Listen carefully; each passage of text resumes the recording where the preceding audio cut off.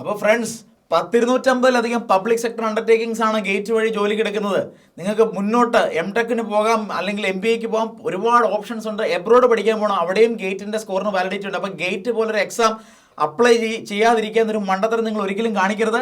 നിങ്ങൾ ഇപ്പോൾ കൺഫ്യൂസ്ഡ് ആയിരിക്കും. നിങ്ങൾക്ക് കുറേ ഓൾട്ടർനേറ്റ് പ്ലാൻസ് ഉണ്ടാവും. മറ്റ് പരീക്ഷകൾക്ക് പ്രിപ്പയർ ചെയ്യാനോ, മറ്റ് കോഴ്സുകൾക്ക് പോകുന്നോ, മറ്റ് ജോലികൾക്ക് പോകുന്നോ, പ്ലേസ്മെന്റിന് പോകുന്നതോ, അല്ലെ ഇങ്ങനെ ഒരുപാട് ഓപ്ഷൻസിനെ പറ്റി നിങ്ങൾ ചിന്തിക്കുമായിരിക്കും. ഗേറ്റിന് അപ്ലൈ ചെയ്യണോ വേണ്ടോ, ഞാൻ പ്രിപ്പയർ ചെയ്തിട്ടുണ്ടോ ആവശ്യത്തിന്, ഇങ്ങനെയുള്ള ഒരുപാട് സംശയങ്ങൾ തലയിലുണ്ടെങ്കിൽ അതെല്ലാം അങ്ങോട്ട് മാറ്റി വെക്കുക. കാര്യം അപ്ലൈ ചെയ്യാനായിട്ട് ഇപ്പോഴേ പറ്റുള്ളൂ. നാളെ എഴുതാതിരിക്കാം, അല്ലെങ്കിൽ ഈ എക്സാം ക്വാളിഫൈ ചെയ്തതിന് ശേഷം പോകാതിരിക്കാം. തീരുമാനങ്ങൾ പിന്നെ എടുക്കാം. പക്ഷേ അപ്ലൈ ചെയ്താലേ ഈ ഓപ്ഷൻസ് ലൈവായിട്ട് നിൽക്കുകയുള്ളൂ. അതുകൊണ്ട് എത്രയും വേഗം നിങ്ങൾ ചെയ്യേണ്ട കാര്യം, നിങ്ങൾ ഓടിപ്പോയി ലാപ്ടോപ്പ് എടുത്തുകൊണ്ടുവന്ന് ഞാൻ പറയുന്നത് പോലെ, ഞാൻ പറയുന്ന ഗൈഡ് ലൈൻസ് അനുസരിച്ച് അതുപോലെ നിങ്ങൾ എത്രയും വേഗം അപ്ലൈ ചെയ്യുക, ആപ്ലിക്കേഷൻ കൊടുക്കുക. വൺസ് ആപ്ലിക്കേഷൻ സബ്മിറ്റ് ചെയ്തതിന് ശേഷം നമുക്ക് പ്രിപ്പയർ ചെയ്യാം, നമുക്ക് നമ്മുടെ സംശയങ്ങൾ തീർക്കാം. നിങ്ങൾ എവിടെയെങ്കിലും ഈ ആപ്ലിക്കേഷൻ പ്രോസസ്സിൽ സ്റ്റക്ക് ആവുന്നെങ്കിൽ എല്ലാ എൻക്വയറീസിനും നിങ്ങൾക്ക് ഞങ്ങളെ ബന്ധപ്പെടാം. അപ്പോൾ ജനറലായിട്ട് അപ്ലൈ ചെയ്യേണ്ട എല്ലാ കാര്യങ്ങളും, എല്ലാ ഇൻസ്ട്രക്ഷൻസും ഇൻക്ലൂഡ് ചെയ്തിട്ടുള്ള വീഡിയോ ആണിത്. നിങ്ങൾക്ക് അപ്ലൈ ചെയ്യാനായിട്ട് ഈ വീഡിയോ ഹെൽപ്ഫുൾ ആവുമെന്ന് ഞങ്ങൾ വിശ്വസിക്കുന്നു. എത്രയും വേഗം വീഡിയോ കാണുക, അപ്ലൈ ചെയ്യുക. 29-ന് ശേഷം നിങ്ങൾ അപ്ലൈ ചെയ്യാനായിട്ട് തീരുമാനിക്കുകയാണെങ്കിൽ നിങ്ങൾ ഫൈൻ ഉൾപ്പെടെ അടയ്ക്കേണ്ടി വരും. അതുകൊണ്ട് സമയമില്ല. എത്രയും വേഗം കമ്പ്യൂട്ടർ എടുക്കുക, ലാപ്ടോപ്പ് എടുക്കുക, ഞാൻ പറയുന്നത് പോലെ ചെയ്യുക. ഓക്കെ, gate2024.iisc.ac.in വെബ്സൈറ്റിലേക്ക് കിടക്കുക. ഓൺലൈൻ രജിസ്ട്രേഷൻ ആപ്ലിക്കേഷൻ ഫോം എന്നാണ്, അവിടെ ലോഗിൻ ക്ലിക്ക് ചെയ്യുക. അതിൻ്റെ താഴെ രജിസ്റ്റർ ഹിയർ എന്ന ഓപ്ഷൻ ഉണ്ട്, അങ്ങോട്ട് പോവുക. സോ അവിടെ first name, middle name, surname, name of candidate confirm ചെയ്യുക. സ്പെല്ലിംഗ് മിസ്റ്റേക്സ് ഉണ്ടാവരുത്. ഓക്കെ, താഴെ ഇമെയിൽ അഡ്രസ് കൺഫേം ചെയ്യുക. താഴെ ഫോൺ നമ്പർ, ഒരു പാസ്വേഡ്, 8 to 15 ക്യാരക്ടേഴ്സ് ഉള്ള ഒരു പാസ്വേഡ് അവിടെ ടൈപ്പ് ചെയ്യുക. അതിനുശേഷം നിങ്ങൾ ഇമെയിൽ അഡ്രസ്സും പാസ്വേഡും, നേരത്തെ ടൈപ്പ് ചെയ്ത പാസ്വേഡും അരിത്മെറ്റിക് എക്സ്പ്രഷൻ്റെ ആൻസറും കൂടെ ടൈപ്പ് ചെയ്ത ശേഷം ലോഗിനിലേക്ക് പോകുക. ഓക്കെ, അവിടെ ഇൻഫർമേഷൻ ബ്രോഷറിലേക്കും അപ്ലോഡ് ചെയ്യേണ്ട ഡോക്യുമെന്റ്സിന്റെ ലിസ്റ്റുകളിലേക്കും നിങ്ങൾക്ക് ലിങ്കുകളുണ്ട്. ആ ലിങ്ക് വേണമെങ്കിൽ പോയെന്ന് വായിച്ചു നോക്കുക. യെസ്, അപ്ലൈ ചെയ്യുമ്പോൾ നോട്ടിഫിക്കേഷൻ നോക്കിയ ശേഷം നിങ്ങൾ തിരിച്ചു വന്നാൽ നോട്ടിഫിക്കേഷൻ ലിങ്ക് ആവശ്യമെങ്കിൽ വായിച്ചതിന് ശേഷം തിരികെ വരുമ്പോൾ നിങ്ങൾക്ക്, ഞാൻ പറഞ്ഞിരുന്നു, പല ടാബുകൾ ഇവിടെയുണ്ട്. ബൈ ഓർഡറിൽ നിങ്ങൾ ഈ ടാബുകളിൽ എൻ്റർ ചെയ്യേണ്ട കാര്യങ്ങൾ എൻ്റർ ചെയ്ത് മുന്നോട്ട് പോകാം. ആദ്യമായി എക്സാം ഡീറ്റെയിൽസ് ആണ് നിങ്ങൾ എൻ്റർ ചെയ്യേണ്ടത്. അവിടെ നിങ്ങൾ എത്ര പേപ്പറിന് അപ്ലൈ ചെയ്യുന്നുവെന്നും, നിങ്ങളുടെ പേപ്പർ 1 ഏതാണ്, പേപ്പർ 2 ഏതാണ്, അതുപോലെ നിങ്ങൾ പ്രിഫർ ചെയ്യുന്ന എക്സാം സിറ്റി ഏതാണ്, ഇത്രയും കാര്യങ്ങളാണ് നിങ്ങൾ അവിടെ എൻ്റർ ചെയ്യേണ്ടത്. നിങ്ങളുടെ പേപ്പർ 1 ഏതാണോ അത് നിങ്ങളുടെ ബേസിക് ഡിഗ്രി ആയിരിക്കണം. ആ ബേസിക് ഡിഗ്രി ഉള്ളവർക്ക് എഴുതാൻ പറ്റുന്ന പേപ്പർ 2 മാത്രമേ പേപ്പർ 2വിൻ്റെ ഓപ്ഷനിൽ നിങ്ങൾക്ക് കാണിച്ചു തരികയുള്ളൂ. ആ ഓപ്ഷൻസ് കാണണമെങ്കിൽ നിങ്ങൾ മേളിലുള്ള നമ്പർ ഓഫ് ടെസ്റ്റ് പേപ്പേഴ്സ് എന്നുള്ളത് 2 എന്ന് മാർക്ക് ചെയ്തിരിക്കണം. ഒരു പേപ്പറിന് മാത്രം അപ്ലൈ ചെയ്യുന്നവരെ സംബന്ധിച്ചിടത്തോളം നിങ്ങളുടെ ഫീസ് ആദ്യം പറഞ്ഞ ബേസിക് ഫീ മാത്രമാണ്. 2 പേപ്പർ ആണെങ്കിൽ ഡബിൾ ഫീ ആണ് വരിക.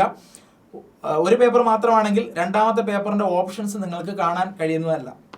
ഞാൻ പറഞ്ഞിരുന്നു, സിവിൽ ആണെങ്കിലുള്ള ഓപ്ഷൻസ്, അതുപോലെ മെക്കാനിക്കൽ ആണെങ്കിലുള്ള ഓപ്ഷൻസ് അവിടെ നിങ്ങൾക്ക് കാണാവുന്നതാണ്. നിങ്ങൾ ഏത് സ്ട്രീമാണോ ആ സ്ട്രീം ചൂസ് ചെയ്യുക. പേപ്പർ 2 ആവശ്യമെങ്കിൽ ചൂസ് ചെയ്യുക. അതിനുശേഷം എക്സാം സിറ്റി ചൂസ് ചെയ്യുക. നിങ്ങളുടെ സോണിൽ വരുന്ന, സോൺ മാറി, അതായത് 3 സിറ്റി 3 സോണിൽ നിന്നോ 2 സോണിൽ നിന്നോ നിങ്ങൾ ചൂസ് ചെയ്യരുത്. നിങ്ങൾ ചൂസ് ചെയ്യുന്ന 3 സ്ഥലങ്ങളും ഒരേ സോണിലായിരിക്കണം. കേരളത്തിൽ നമ്മൾ നേരത്തെ പറഞ്ഞതെല്ലാം ഒരേ സോണിലുള്ളതാണ്. ഓക്കെ, അപ്പോൾ നിങ്ങൾ റൈറ്റ് സൈഡിൽ ബ്രാക്കറ്റിൽ KL എന്ന് കാണുന്ന സ്ഥലങ്ങൾ, അവയിൽ നിങ്ങൾക്ക് ഏറ്റവും പ്രിഫറബിൾ ആയിട്ടുള്ള സ്ഥലങ്ങൾ അവിടെ ചൂസ് ചെയ്യുക. എക്സാം സിറ്റി 1, 2 and 3 മൂന്നും നിങ്ങൾ ഫില്ല് ചെയ്യുക.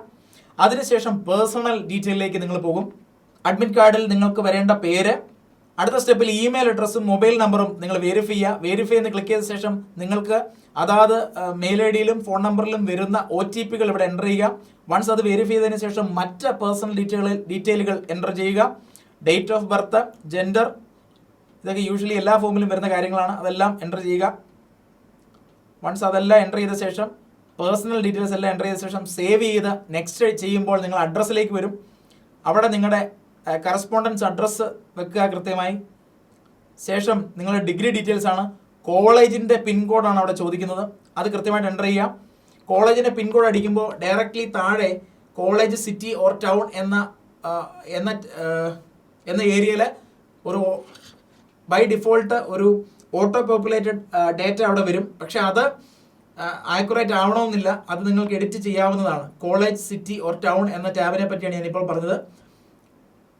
അത് എൻ്റർ ചെയ്തതിന് ശേഷം മറ്റ് ഡിഗ്രി റിലേറ്റഡ് ഡീറ്റെയിൽസ് എൻ്റർ ചെയ്യുക.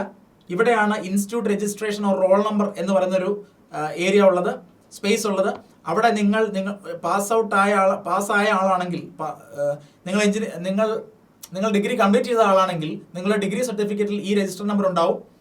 അല്ലാത്ത പക്ഷം നിങ്ങൾ പഠിച്ചുകൊണ്ടിരിക്കുന്ന വിദ്യാർത്ഥികളാണെങ്കിൽ നിങ്ങൾക്ക് യൂണിവേഴ്സിറ്റി എക്സാമിന് നിങ്ങൾക്കുള്ള ഒരു രജിസ്ട്രേഷൻ നമ്പർ ഉണ്ട്. ആ രജിസ്ട്രേഷൻ റോൾ നമ്പർ അവിടെ എൻ്റർ ചെയ്യുക, നിങ്ങളുടെ യൂണിവേഴ്സിറ്റി എൻ്റർ ചെയ്യുക, കോളേജിൻ്റെ പേര് എൻ്റർ ചെയ്യുക.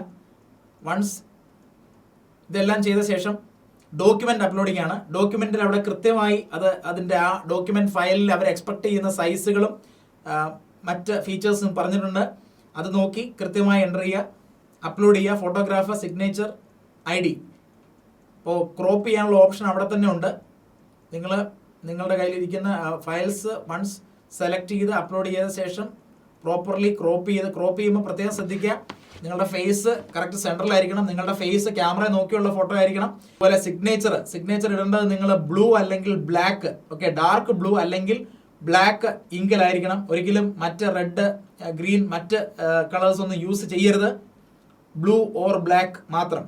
അതും പ്രോപ്പർലി ക്രോപ്പ് ചെയ്ത് അവിടെ ഡിസൈഡ് വിഡ്ത്തിനുള്ളിലാവുമ്പോൾ നിങ്ങൾക്ക് അത് അപ്ലോഡ് എന്നുള്ള ഓപ്ഷൻ ഉണ്ടാവും. വൺസ് അതും ചെയ്ത ശേഷം വാലിഡ് ഫോട്ടോ ID, ഇവിടെ നിങ്ങളുടെ voters ID, PAN card, driving licence, Aadhaar card, passport തുടങ്ങിയവ നിങ്ങൾക്ക് അപ്ലോഡ് ചെയ്യാം. വൺസ് അതും അപ്ലോഡ് ചെയ്തതിന് ശേഷം നിങ്ങൾക്ക് നിങ്ങളുടെ ആപ്ലിക്കേഷൻ വ്യൂ ചെയ്യാനുള്ള ഓപ്ഷൻ ഉണ്ട്. വ്യൂ ചെയ്ത ശേഷം വീണ്ടും റിവ്യൂ ചെയ്യാനുള്ള ഓപ്ഷൻ ഉണ്ട്. വൺസ് അതും റിവ്യൂ ചെയ്ത ശേഷം നിങ്ങൾക്ക് വീണ്ടും തിരികെ എഡിറ്റ് ആപ്ലിക്കേഷൻ കൊടുത്ത് വീണ്ടും ഫൈനൽ സ്റ്റേജിലേക്ക്, ഡോക്യുമെന്റ് അപ്ലോഡിങ്ങിന്റെ സ്റ്റേജിലേക്ക് വന്നതിന് ശേഷം അവിടെ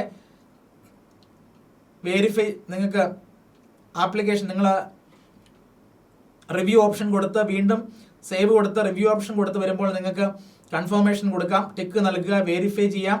വെരിഫിക്കേഷൻ ചെയ്യുമ്പോൾ ഒരു PDF-ലേക്ക് പോകും. അവിടെ നിങ്ങളുടെ അഡ്മിറ്റ് കാർഡിന് സമാനമായിട്ടുള്ള ഡേറ്റാസ് എല്ലാം ഉണ്ട്. എന്തെങ്കിലും എവിടെയെങ്കിലും മിസ്റ്റേക്ക് ഉണ്ടെന്ന് കൃത്യമായി എല്ലാം വായിച്ചു നോക്കി എൻഷുർ ചെയ്ത ശേഷം കണ്ടിന്യൂ കൊടുക്കുക.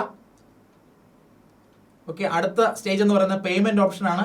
നിങ്ങളുടെ ബ്രൗസറിലെ പോപ്പപ്പ് വിൻഡോ ഇനേബിൾ ചെയ്തിട്ടുണ്ടെന്ന് ഉറപ്പുവരുത്തുക. ഓക്കെ, അതിനുശേഷം നിങ്ങൾ ഉദ്ദേശിക്കുന്ന പേയ്മെന്റ് മോഡിലേക്ക് നിങ്ങൾ സെലക്ട് ചെയ്യുക.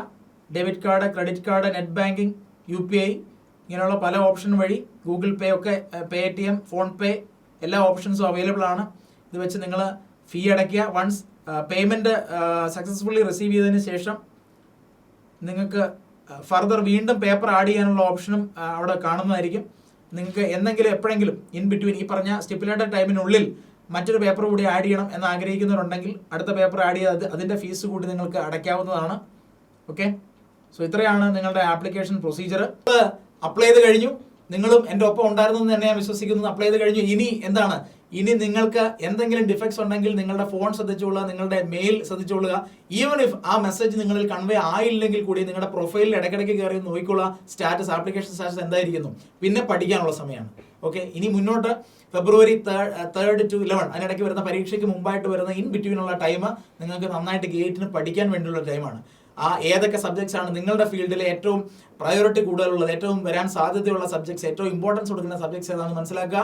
ഒരു വ്യക്തമായ സ്റ്റഡി പ്ലാൻ തയ്യാറാക്കുക. ആപ്ലിക്കേഷൻ മുതൽ ഒരു പ്രോപ്പർ സ്ട്രാറ്റജിക് പ്ലാനിംഗ് നടത്തുന്ന മുതൽ എക്സാം എഴുതുന്ന വരെയുള്ള എന്ത് കാര്യത്തിനും നിങ്ങൾക്ക് M-Sigma ഗൂഗിളും ഞങ്ങളെ കോൺടാക്ട് ചെയ്യാം.